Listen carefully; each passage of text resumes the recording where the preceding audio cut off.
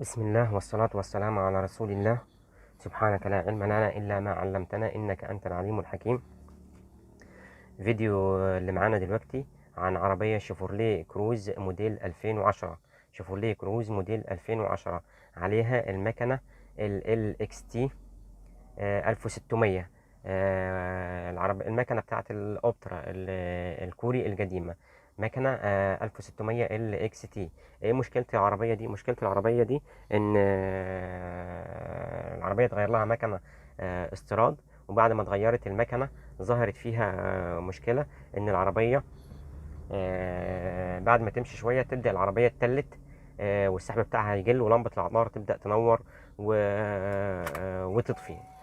دي مشكلة العربية. طبعا راحت عند حد من الصنايعية، طبعا كشف أعطال لقيها مسجلة مس فاير في 2 و3 أو 1 و4. ابتدى يشتغل على الكود ده اللي هو المس فاير، إنه هيغير أول حاجة غير بوجيهات، تاني حاجة سلك بوجيهات، تالت حاجة مبينة. بعد كده دخل في قصة الرشاشات وإنه يظبط رشاشات، وبعد كده غير رشاشات وغيروا حساس كرنك، وما زالت العربية تمشي شوية مظبوطة بعد ما يغير الحاجة من الحاجات دول، تمشي شوية مظبوطة وبعد كده تبدأ ترجع تتلت تاني. طبعا دخلت عليها بجهاز الأعطال، لقيتها مسجلة الكود اللي هو الكرانك شافت بوزيشن فاريشن نوت ليرند بي 0 315 كرانك شافت بوزيشن سنسور فاريشن نوت ليرن. طبعا كده اتضحت القصه في العربيه. احنا زي ما قلنا ان العربيه بتبقى متلته او تمشي شويه مظبوطه وبعد كده تبدا تتلت، وتسجل مس فاير في 2 و3 او 1 و4. طبعا هم غيروا بوجيهات ومبينه وسلك بوجيهات ورشاشات وظبطوا رشاشات، وبعد كده قالوا ان المشكله هتوصل للكنترول، وبعد كده جابوها لي. فالحمد لله ربنا وفقنا فيها. احنا طبعا عملنا الشغلانه، وده فيديو توضيحي للعربيه عشان نوضح لكم ازاي احنا بنعمل الخطوه دي. طبعا انت ايه، هنخش على العربيه دلوقتي بجهاز الاعطال اللي هو الاكس دياج برو 3 لانش اكس دياج برو 3. هنخش على الدايجنوسز، هنخش على العربيات الامريكاني. العربيات الامريكاني في الشيفورليه الامريكاني، طبعا العربيه الكروز شيفورليه كروز في العربيات الامريكاني، الشيفورليه الامريكاني. جي ام دايجنوسز فيرجن، اوكي.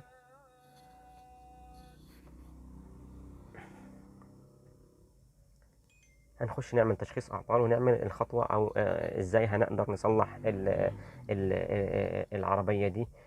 طبعا المشكله دي بتظهر في 3 حالات، في 3 حالات او 4 حالات. الحاله الاولى ان احنا مثلا عمرنا المكنه، لو عمرنا المكنه وطلعنا كرنك عمود الكرنك بره وعملنا له خراطه، المشكله هتظهر معانا. لو سي ان احنا برضو غيرنا الكرنك بعمود كرنك جديد او عمود كرنك استيراد وركبناه وعمرنا المكنه، برضو المشكله دي هتظهر معانا.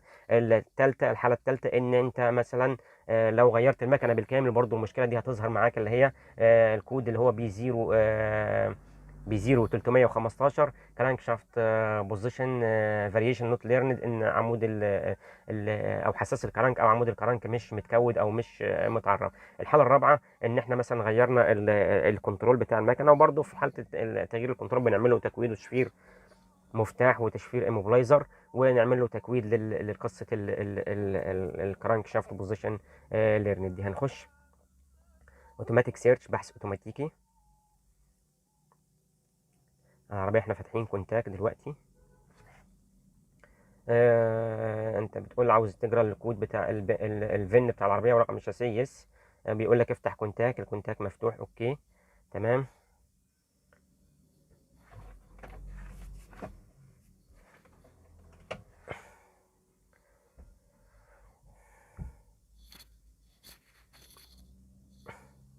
هو كده جرى الفين وجرى موديل العربية، الفين نمبر، الموديل 2010، الصانع كوريا، الماركة شيفورليه، اسم العربية كروز، يس ماشي. بيانات العربية. هنخش في الهيلث ريبورت ولا سيستم سكان ولا سيستم سيلكشن؟ هنخش سيستم سيلكشن، اللي هو اختيار النظام اللي هنخش عليه او الكنترول اللي هنخش عليه. هنخش على كنترول المكنه،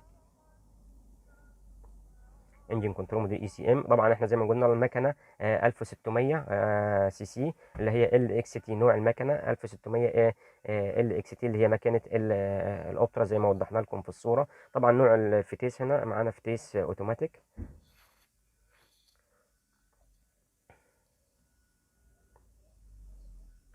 طبعا هنخش نجرى الاعطال هو بتاعه اللي متسجله عربيه. زي ما قلت لكم احنا مش هنلاقيها مسجله اعطال، لا احنا عملنا الريست والقصه اللي احنا او التكويد عملناه قبل ما نخش، قبل ما نشتغل في الفيديو اللي احنا بنوضحه لكم دلوقتي. هو بيقول لي نو ترابل كود، مش مسجله اي اعطال للعربيه. احنا عاملين الفيديو ده توضيحي بعد ما صلحنا العربيه. طبعا ايه، هنرجع تاني هنخش ازاي نعمل قصه البرمجه او التكويد دي بتاعه الحساس الكرنك. هنخش في السبيشال فانكشن الوظائف الخاصه، سبيشال فانكشن وظائف خاصه. تمام. في معانا الليرن فانكشن وفي ريست فانكشن. هنخش في الليرن فانكشن اللي هي التعريف او المعايره. مديني كرانك شافت بوزيشن ليرن، هيتد اوكسجين سنسور هيتر ليرن برضو، وبعد كده مديني ايديال ليرن. هنخش في الكرانك شافت بوزيشن فاريشن ليرن اللي هو المشكله اللي معانا. هو هنا بيديني يعني شروط لازم نستوفاها. هو بيقول لي شيفت ترانسميشن، هات عصايه الغيارات على البارك او النيوترال، وبعد كده شد فرامل اليد، شد فرامل اليد. وبعد كده بلوك ذا درايف ويلز اللي هو بيقول لك يعني ثبت العجلتين اللي عليهم محور الدفع، اللي هم سواء دفع امامي زي ما كروز دفع امامي، او جر امامي، سوري جر امامي، او دفع خلفي. في طبعا فرق ما بين الجر الامامي اللي هي العربيات اللي على كبالن قدام، او الدفع الخلفي اللي هي العربيات اللي على عمود كردان خلفي. احنا طبعا عملنا الحاجات دي الشروط ده اوكي.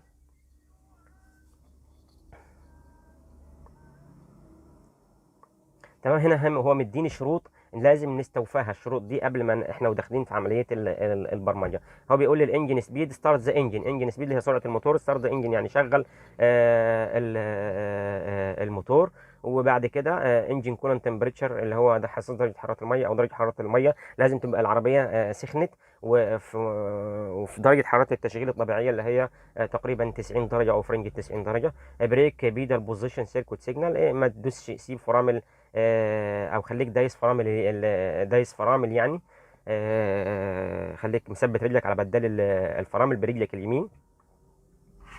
تمام. برجلك اليمين دوس دوس فرامل. طبعا القصه دي بنعملها في العربيات المانيوال او العربيات الاوتوماتيك. يعني القصه دي او المشكله تحصل في العربيتين المانيوال او الاوتوماتيك.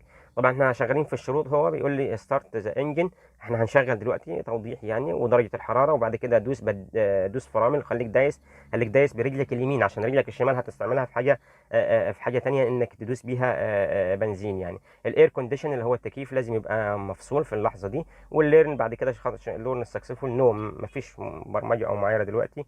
فاحنا هنبتدي ندور المكنه. احنا فاتحين كونتاك هندور. احنا كده دورنا. طبعا هو مفيش نمط اعطال نايره ولا حاجه، لان زي ما قلت لكم اللي احنا صلحنا العربيه، وده فيديو توضيحي يعني. في حاله لما بتكون المشكله في العربيه اللي هي المصفره، هو ماشي لا العربيه اتخنقت ولمبه العطال ابتدت تنور وتطفي تعمل فلاشنج، والعربيه اتخنقت، وترجع العربيه نلاقيها متلته ومسجله مس فاير في 2 و3 او 1 و4. طبعا احنا هنرجع تاني للجهاز الاكس دياج برو 3 او لانش اكس دياج برو 3 عشان نكمل الخطوات.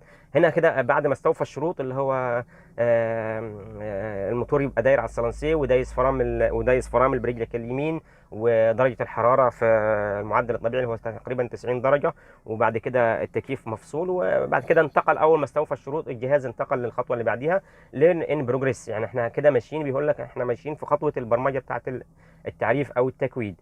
ليرن ان بروجريس هو ليرن هنا سكسسفول. هو بيقول لي نو مش ما اتعملتش يعني. فاحنا هو بيقول لك في حاجه قدامها لازم تستوفاها.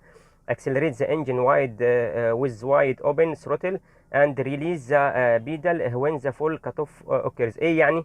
هو بيقول لك دوس بنزين للاخر، برجلك الشمال، وبعد كده سيب الدواسه لغايه لما تلاقي ايه الموتور ابتدى يقطع او ابتدى يفصل معاك، ان هو اللي هو ما بيوصل لعدد اللفات الحرجه الموتور بيبتدي يقطع او يبتدي يفصل معاك. واحنا هنعمل الخطوه دي وانتوا خليكم معانا كده.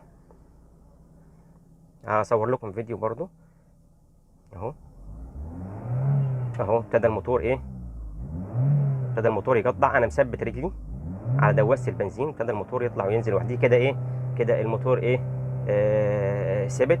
وهنا لما رجعنا لجهاز الاعطال بيقول لي تيست باس سكسسفولي. خلاص انا عملت كده ايه المعايره بتاعه بتاعه الحساس الكرنك او التكويد او التعريف بتاع حساس الكرنك. طبعا زي ما قلت لكم ان المشكله دي بتحصل لما بنغير مكنه او نغير كرنك او نخرج كرنك او نغير كنترول، ان هو ماشي تبقى العربيه ماشيه طبيعيه، بعد ما ندور تبقى ماشيه طبيعيه، وفجاه بعد ما يمشي شويه مثلا 2 3 كيلو يلاقي العربيه ابتدت ايه تتلت وتقطع ولمبه الاعطال تنور وتطفي. والعربيه مسجله معانا مس فاير ومسجله معانا الكود. لما نخش بجهاز الاعطال بعد كده نلاقيها مسجله الكود اللي هو بي 0 315 كرانك شافت بوزيشن فاريشن نوت ليرند، ان تكويد او حساس الكرانك مش متعرف او مش متكود على عمود الكرانك بعد ما خرطناه او غيرناه او غيرنا المكنه او غيرنا الكنترول. ده الفيديو حبينا نوضح لكم فيه المشكله دي، يعني بتواجهنا او واجهتنا كتير يعني، وفي ناس كتيره ما بتقدرش توصل لايه لحل المشكله. فالحمد لله ربنا كرمنا وتوفيق ربنا كرمنا وعرفنا نوصل ازاي نصلح المشكله دي. طبعا الناس لما توقع في المشكله دي بيغير موبينه وبيغير سلك بوجيهات وبوجيهات ورشاشات، وبرضه العربيه بتفضل تظبط شويه وترجع المشكله تاني زي ما هي. سبحانك لا علم لنا الا ما علمتنا انك انت العليم الحكيم. وصلى الله وسلم وبارك على سيدنا محمد وعلى اله وصحبه وسلم.